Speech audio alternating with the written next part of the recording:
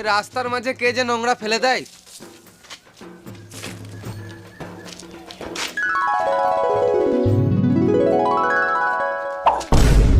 আমার তো টাকাটা ফেললি কেন?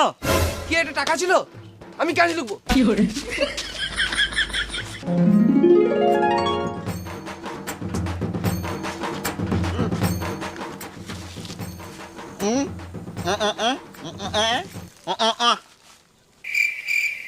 আমি এখন আপেল খাবো না।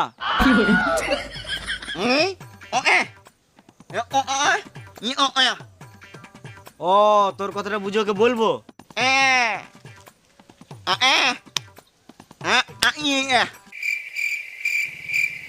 কি তুই গলায় দড়ি নিবি?